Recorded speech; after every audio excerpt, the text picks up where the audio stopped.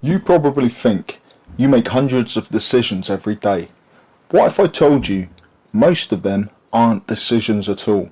Tomorrow morning, watch yourself. You wake up, reach for your phone, open the same app, make the same coffee, think the same thoughts, and before you've even had breakfast, your day is already moving in a familiar direction.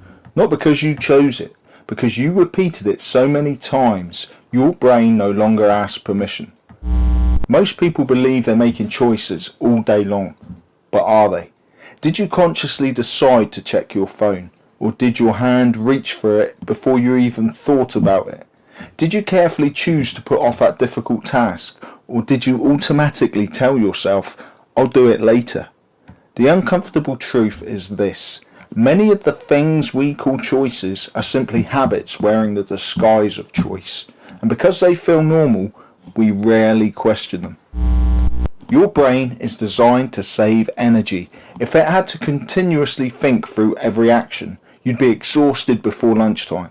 So it looks for patterns. Anything you repeat often enough becomes automatic. That's useful when it comes to brushing your teeth or driving a familiar route to work. But your brain doesn't distinguish between helpful patterns and harmful ones. It only asks one question. Have we done this before? If the answer is yes, it runs the program.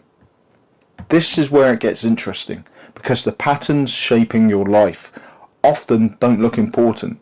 Scrolling for 5 minutes, putting off one conversation, skipping today's workout, saying, I'll start tomorrow. None of those moments feel significant on their own. That's why they're so easy to ignore. But your future isn't built by one big decision. It's built by thousands of small ones. The small ones are usually automatic.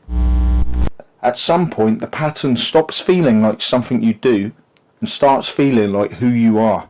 You stop saying, I've been procrastinating, and start saying, I'm a procrastinator. You stop thinking and avoid difficult conversations and start believing, I'm just not confident.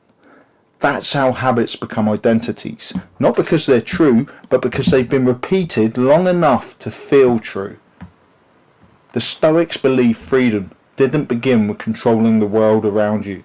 It began with becoming aware of yourself, noticing your impulses, your reactions, your habits, because the moment you notice a pattern, you create something you didn't have before, a choice.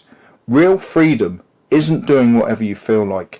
It's recognizing the impulse and deciding whether it deserves to be followed. Maybe changing your life isn't about making better decisions. Maybe it's about noticing which decisions were never really decisions to begin with, because you can't change a pattern until you realize you're living inside one.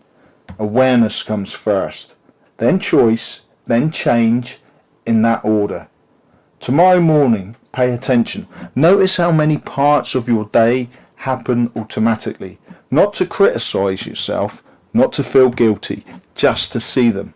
Because once you see the pattern, you finally have the chance to interrupt it. And maybe that's where change really begins. Not with a goal, not with more motivation, but with one conscious decision. In a place where there used to be none. So here's the question. How much of your life are you consciously choosing? And how much are you simply repeating?